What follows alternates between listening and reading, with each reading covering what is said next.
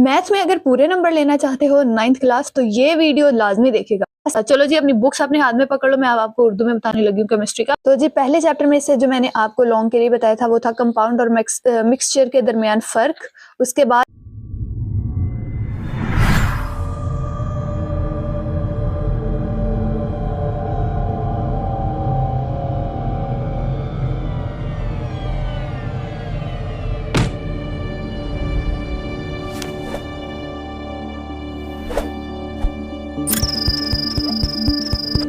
अस्सलामुअलैकुम, welcome to the physics teacher channel. कैसे हो बच्चों? उम्मीद करती हूँ सारे बच्चे ठीक ठाक होंगे। जल्दी से 3 दफ़ा दुरूद पाक पढ़ लें, और क्योंकि चांद रात होगी शायद आज अगर आप वीडियो देख रहे हैं तो मैं आपको जो ये गेस बताने लगी हूँ, क्योंकि ईद भी है तो आप चाहें तो कल पढ़ लें ईद वाले दिन। जिन बच्चों को वाकई सीरियसली पढ़ना है और जिन बच्चों ने नहीं पढ़ना, ईद इंजॉय करनी है, तो वो अगले दिन भी मैथ की तैयारी कर सकते हैं, क्योंकि मैंने to the point guess math का बताया। तो चलिए जी वीडियो शुरू करते हैं, लेकिन उससे पहले मैं आपको ये बता दूं कि मैं केमिस्ट्री का गेस ऑलरेडी अपलोड कर चुकी हूँ, आप वो देख लें।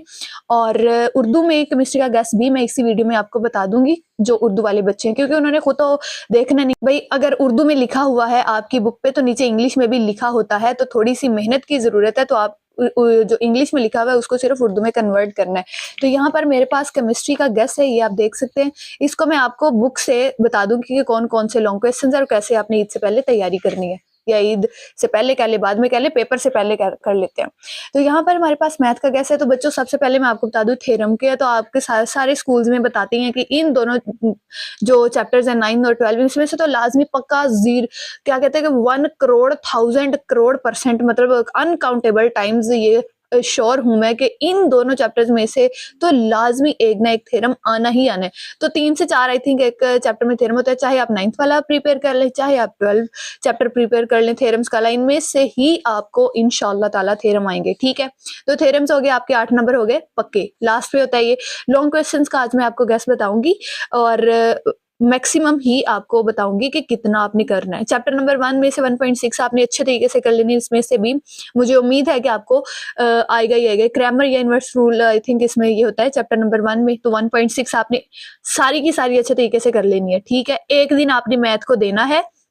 7 छुट्टियों में आपने केमिस्ट्री नहीं पढ़ते जाना। ये मैं पहले भी आपको बता चुकी हूँ, फिर से बता रही हूँ कि ईद वाले दिन या फिर ईद से अगले दिन आपने क्या करना है, 10 से 12 या फिर 11 से 1 बजे तक, जितने बजे भी आप उठे, 2 घंटे सॉरी, आपने चैप्टर नंबर 1 और चैप्टर नंबर 2 को देने। 1 घंटे में आपके ये जो चॉइस पे दी हुई है मुंतखब शुदा चैप्टर्स हैं, ये आपके कवर हो जाएंगे। तो चैप्टर नंबर 1 में से 1.6 और चैप्टर नंबर 2 में से 2.4 एंड 2.6 लॉन्ग क्वेश्चंस के लिए आपने तैयार कर लेनी है।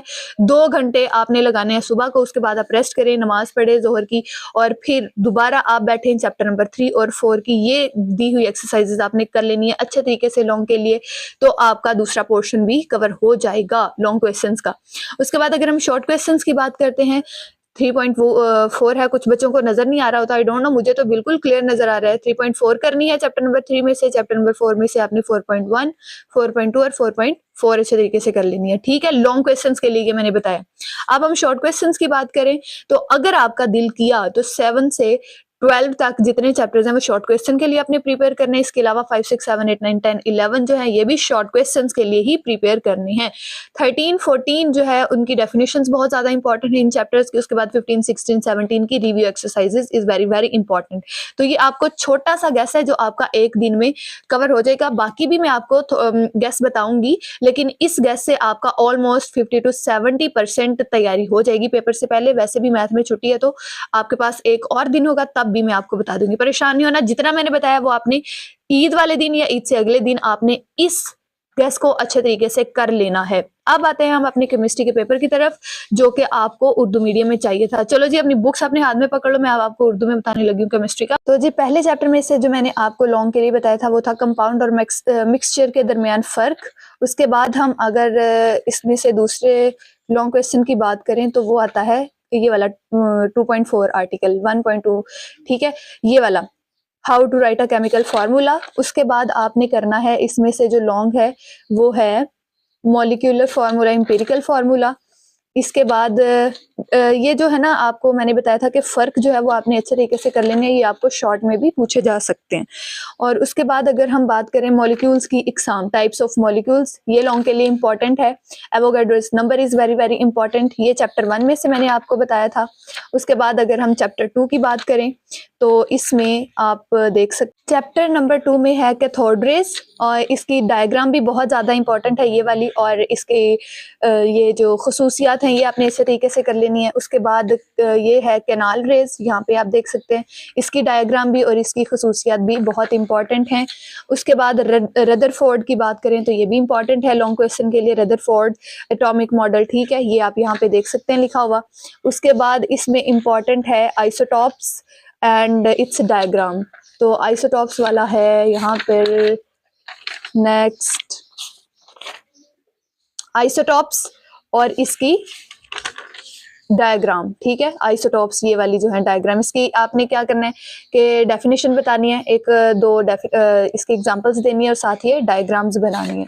उसके बाद आइसोटॉप्स की एग्जाम जो है वो बहुत इंपॉर्टेंट है, बहुत ज़्यादा इंपॉर्टेंट है लॉन्ग क्वेश्चन के लिए, ये भी आपको आ सकता है। तो चैप्टर नंबर 2 तक ये था आपका, बाकी मैं आपको यहाँ से बता देती हूँ।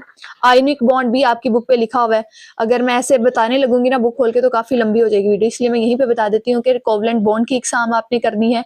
डिएटिव कोवलेंट बॉन्ड भी लिखा हुआ है, वो भी आप देख लीजिएगा। हाइड्रोजन बॉन्डिंग जो है इंग्लिश और उर्दू में सेम ही होता है। तो प्रॉपर्टीज यानी कि आयनिक और कोवलेंट बॉन्ड की खसूसियात करनी है चैप्टर नंबर 4 में से लॉन्ग क्वेश्चन के तौर पे।